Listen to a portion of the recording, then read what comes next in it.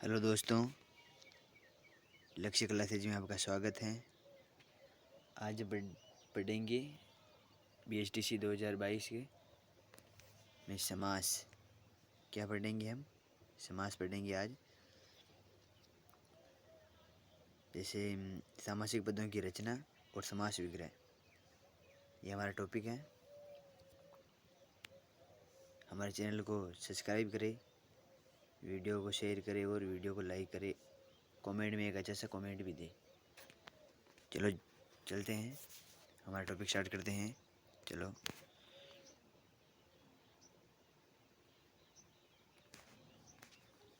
सामासिक पदों की रचना।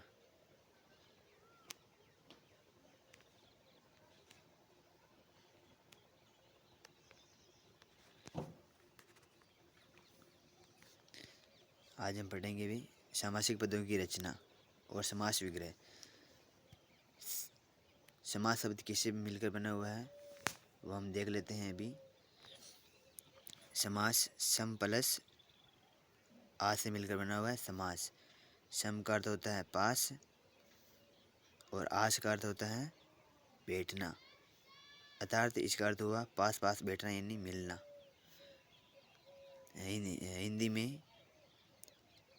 हिंदी भाषा में समास प्राय नए शब्द निर्माण हेतु प्रयोग में लिए जाते हैं। शब्द को संक्षिप्त करने हेतु भी समास उपयोगी हैं। परस्पर जब परस्पर संबंध रखने वाले दो या दो से अधिक शब्द अपने संबंधी शब्दों को छोड़कर एक साथ मिल जाते हैं, तब उनके मेल को समास कहते हैं।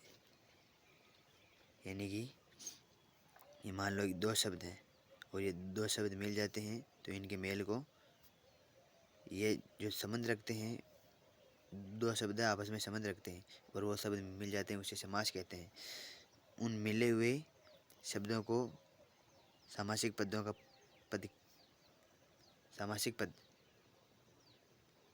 क्या कहते हैं? सामासिक पद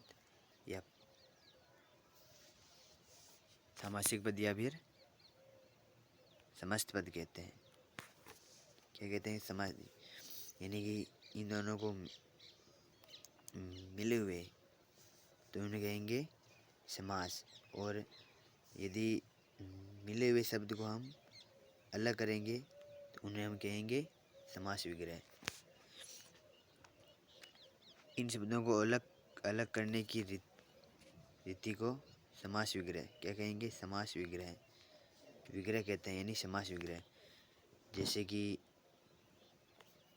चिड़ी मार का विग्रह होगा चिड़ी को मारने वाला। समस्त पद यानी सामासिक पद का विग्रह करने पर समस्त पद के दो पद बन जाते हैं। एक तो होगा पूर्व पद और एक होगा उत्तर पद। जैसे पाठशाला में पाठ पूर्व पद है और शाला उत्तर पद है। अब जैसे हिंदी में समास कितने प्रकार के होते हैं?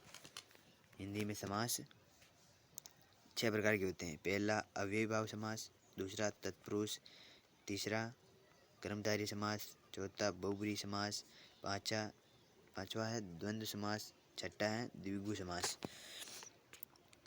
जैसे कि वैसे तो आपको याद रखना होगा, लेकिन एक श्लोक के माध्यम से भी आप इसे याद रख सकते हैं।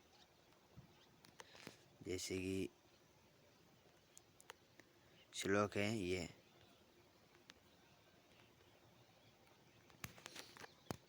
द्वंद्व में और छिपे, द्विगु में गणना आवत है, बीच में कारक चिन्ह छिपे, तत्पुरुष समास आवत हैं, अवयव में अवयव छिपे, अवयव में अवयवी भाव रहे, कर्मधारय विशेषण आवत हैं, बहुब्रीहि में अन्य प्रधान रहे, न कोई पद आवत है। यानी द्वंद्व समास में और आता है, द्विगु में गणना होती है, तत्पुरुष में कारक चिन्ह होते हैं, अव्ययी भाव में अवयव आते हैं, कर्मधारय में विशेषण वो विशेषता बताता है, और बहुब्रीहि में कोई भी पद प्रधान नहीं होता है, यानी कि अन्य पद प्रधान होता है।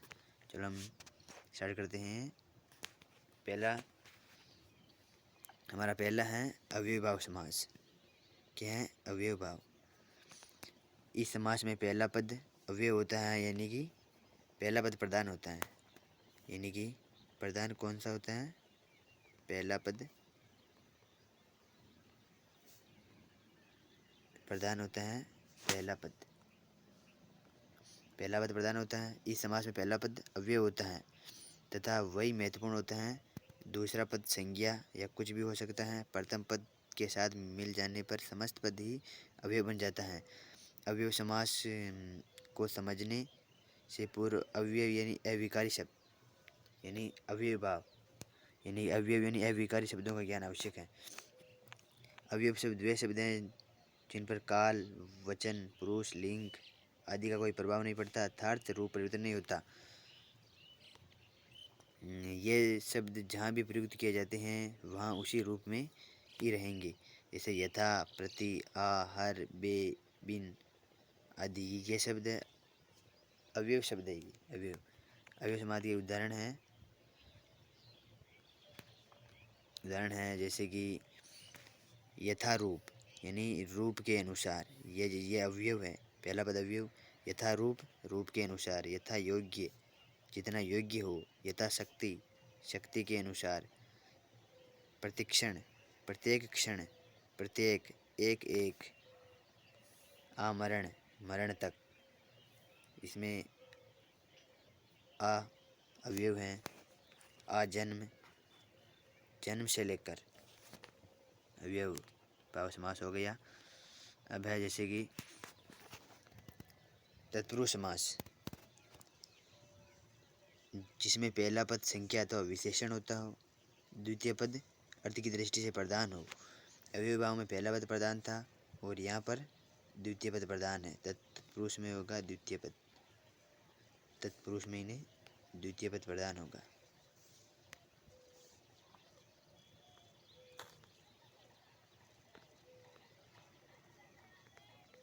तत्पुरुष में द्वितीय पद प्रधान होगा, वहाँ तत्पुरुष समास होता है। द्वितीय पद प्रधान होता है और प्रथम पद के साथ विभक्ति का लोप होता है। प्रथम पद विभक्ति में होता है और वहाँ पर लोप होता है। तत्पुरुष समास होता है। इस समास के समय ज्ञान हेतु कारक चिन्हों का ज्ञान होना आवश्यक है। अब कारक चिन्ह पढ़ेंगे हम। कारक चिन्ह है, ये कारक का नाम है, ये कारक के चिन्ह है। जैसे कि कर्ता ने कर्म को करण से यानी के द्वारा माध्यम बनाता है, ये से माध्यम बनाता है। संप्रदान के लिए देने के योग में है, ये देने के योग में। अपादान से अलग होने यानी पृथक भाग में यानी से अलग होने के अर्थ में आता है। संबंध का, के, की, रा, रे, री यानी का, की, के, रा, री, रे। अधिकरण में, पर, पे, ये। में, पे होगा, यहाँ पर पे भी आता है, पे, ये सब हैं जैसे कि कारक चिन्ह। ये कारक चिन्ह आपको ये से भी याद रखने हैं, याद हो। ये इसमें तत्पुरुष होगा। ये कर्म में नहीं होता, कर्ता में कोई तत्पुरुष समास नहीं होता है। अब जैसे हम पढ़ेंगे कर्ता में नहीं होता है और हम पढ़ेंगे कर्म कारक।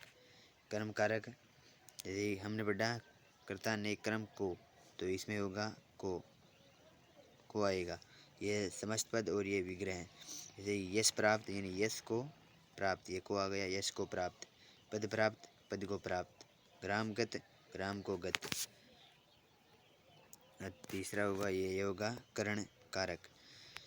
करण कारक इसमें होगा से के द्वारा माध्यम माना जाएगा। इससे क्या माना जाएगा? द्वारा। जैसे कि तुलसी कृत, तुलसी से कृत यानी तुलसी के द्वारा कृत। भूख मरा, भूख से मरा हुआ। अस्त लिखित, अस्त से लिखित। चौथा है संप्रदान कारक, इसमें होगा के लिए, इसमें आएगा के लिए। जैसे कि देशभक्ति, देश के लिए भक्ति। गुरु दक्षिणा, गुरु के लिए दक्षिणा। युद्ध भूमि, युद्ध के लिए भूमि। अब हम पढ़ेंगे अपादान कारक। अपादान कारक अपादान से अलग होने के अर्थ में, अपादान से अलग होने के अर्थ में, अलग के अर्थ में आएगा ये सहेजो। देश निकाला यानी देश से निकाला, यानी देश से निकल रहा है, यानी अलग हो रहा है। जन्म रोगी, जन्म से रोगी यानी जन्म से ही रोगी। भयभीत, भय से भीत। और अब 6 नंबर संबंध कारक यानी संबंध बताता है। जैसे कि हमने ऊपर देखे थे, यहाँ पर हमने देखे थे भाई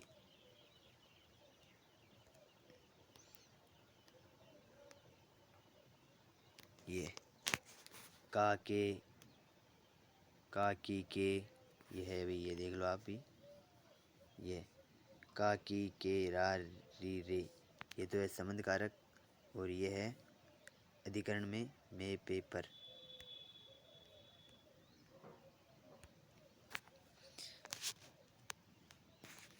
संबंध में जैसे कि का के की रा रे री ये आते हैं। राजप्रसाद, राजा का प्रसाद। पराधीन, पर के अधीन। मधुमक्खी, मधु की मक्खी। अब है अधिकरण कारक। अधिकरण में आते हैं मैं पे पर, मैं पे पर। आत्मविश्वास, आत्मा पर विश्वास। रण कौशल, रण में कौशल। रणवीर, रण में वीर। आप बीती, आप पर बीती।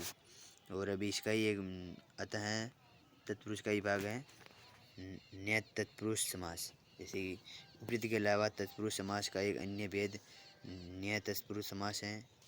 इस समास का द्वितीय पद प्रधान होता है, किंतु प्रथम पद संस्कृत के नकारात्मक अर्थ को देने वाले, जैसे कि अन व अ उपसर्ग से युक्त होता है। जैसे अजन्मा तो न जन्म लेने वाला, इसमें अविभाव समास नहीं होगा। अजन्मा यानी न जन्म लेने वाला। अमर, न मरने वाला। अडीग, न डीगने वाला।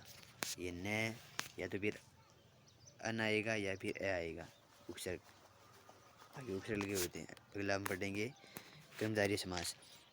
इस समास में पहला पद विशेषण, दूसरा पद विशेष्य होता है। इस समास में द्वितीय पद प्रधान होता है। देखा जाए तो यह समास तत्पुरुष समास का ही अंग है। ये समास है तत्पुरुष समास का ही अंग है। जैसे तत्पुरुष में भी तत्पुरुष से संस्कृत में, हिंदी में 6 है, लेकिन संस्कृत में ये इससे मिलकर ही, संस्कृत में ये इसका ही तत्पुरुष का ही भाग होता है। इस समास के 2 रूप हैं। जैसे कि एक है विशेषतावाचक कर्मधारय समास। इसमें प्रथम पद द्वितीय पद की विशेषता बताता है, यानी कि ये 2 पद हैं। ये जैसे कि हम मान लेते हैं ये 2 पद है, एक पद और ये 2 पद। तो प्रथम पद है, ये द्वितीय पद की विशेषता बताएगा। जैसे कि अंधकूप, अंधा है जो कूप। कृष्ण सर्प, कृष्ण है जो सर्प। नील गाय, नील है जो गाय। श्वेतांबर, श्वेत है जो अंबर। ये प्रथम पद है, वो द्वितीय पद की विशेषता बता रहा है। प्रथम पद द्वितीय पद की विशेषता बता रहा है। और दूसरा है उपमानवाचक कर्मधारय समास। इसमें एक पद उपमान तथा द्वितीय पद उपमेय होता है। एक तो होता है उपमान और द्वितीय उपमेय। जैसे कि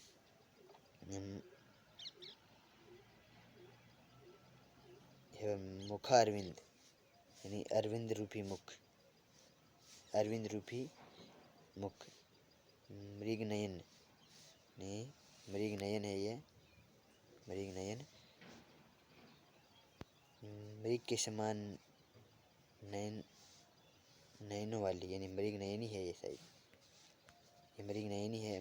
मृगनयनी यानी मृग के समान नयनों वाली, मृग के समान नयनों वाली। चंद्रमुख, चंद्र के समान मुख, चंद्र के समान मुख। चरण कमल, कमल रूपी चरण, कमल रूपी चरण। अब है बहुब्रीहि समास, चौथा समास है बहुब्रीहि।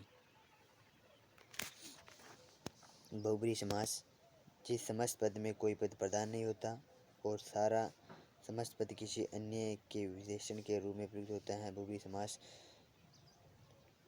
होता है। जैसे कि विषधर, यानी इसमें न तो ये पद प्रधान होता है और न ये पद प्रधान होता है, यानी इन दोनों पदों में से एक अन्य ही पद प्रधान होता है। जैसे कि विषधर, विष को धारण करने वाला कौन है? सांप। अष्टाध्यायी, 8 अध्यायों वाला प्राणीकृत एक व्याकरण है। अष्टाध्यायी पाणिनि की रचना है ये। और चक्रधर, चक्र को धारण करने वाला कौन है? श्री कृष्ण। पतझड़, यानी जड़ते हैं पत्ते जिसमें, वह ऋतु कौन सी है? बसंत। यानी ये अन्य की विशेषता, ये इन पदों की विशेषता बता रहा है, ये दोनों पदों के अलावा दूसरे पद की विशेषता बता रहा है, तो बहुब्रीहि समास हो जाएगा। और ये और है उदाहरण, दीर्घ बाहु, दीर्घ है बाहु जिसके, यानी विष्णु। पतिव्रता, एक पति का व्रत लेने वाली वह स्त्री। तिरंगा, 3 रंगों वाला हमारा राष्ट्रध्वज। अंशुमाली, अंशु है माला जिसकी, सूर्य। अब है द्वंद्व समास। द्वंद्व समास, द्वंद्व समास में इन्हें इस समास के दोनों शब्द, यानी दोनों पद प्रधान होते हैं, यानी इसमें ये भी प्रधान होता है और ये भी प्रधान होता है, दोनों पद प्रधान होते हैं। दोनों ही पदों के विषय में चर्चा की जाती है और इस समास के दोनों शब्दों के बीच समुच्चय बोधक, यानी और, या, आदि, अथवा का लोप रहता है। यह समास द्वंद्व समास कहलाता है। इसके कुछ उदाहरण जो, जैसे कि और, हम देख लेते हैं कि और अनजल, यानी हम कहेंगे अन्न और जल। देश विदेश, देश और विदेश। माता पिता, माता और पिता। या, अथवा, यह भी और अथवा, अथवा में भी बोलते हैं, एक दो, एक या दो। पाप पुण्य, पाप या पुण्य। सुख दुख, सुख अथवा दुख। जीवन मरण, जीवन अथवा मरण। इन शब्दों में जैसे कि और, या, अथवा, ये शब्द आते हैं। अब हम पढ़ेंगे द्विगु, द्विगु। अब हम, हाँ, द्विगु, जैसे कि अब हम पढ़ेंगे द्विगु समास। इस समास का प्रथम पद संख्यावाची होता है एवं यह किसी समूह का बोध कराता है। जैसे पंचवटी, 5 वटों का समूह है। नवरत्न, 9 रत्नों का संहार। 12, 3 है जिसके द्वार। सतसई, 700 का संहार। द्विगु, 2 गायों का संहार। ये हमारे 6 समास पूरे हो गए हैं। अब जैसे कि सही समासों के बारे में देख लेते हैं। जैसे कि ये समास अच्छे,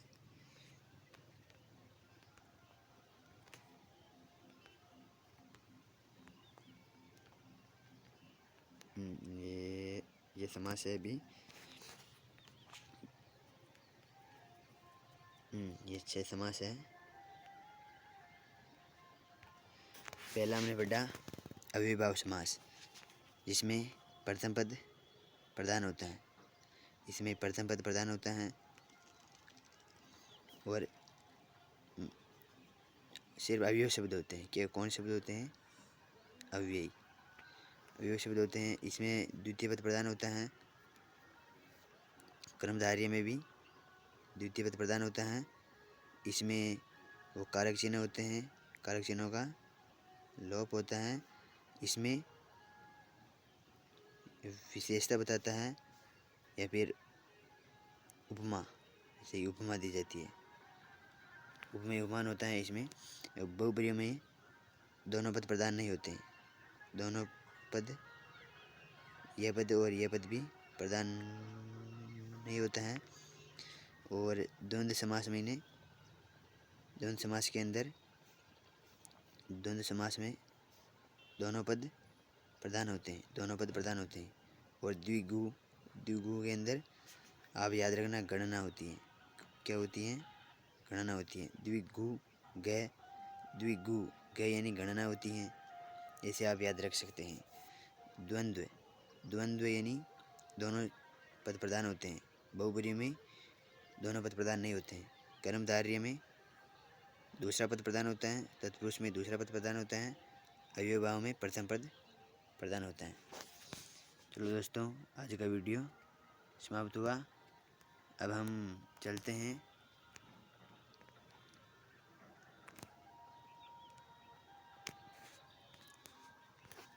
हमारे चैनल लक्ष्य क्लासेज को सब्सक्राइब करें और वीडियो को ज़्यादा से ज़्यादा लाइक करें, शेयर करें और कमेंट में एक अच्छा कमेंट भी दें। चलो दोस्तों, धन्यवाद। चलते हैं।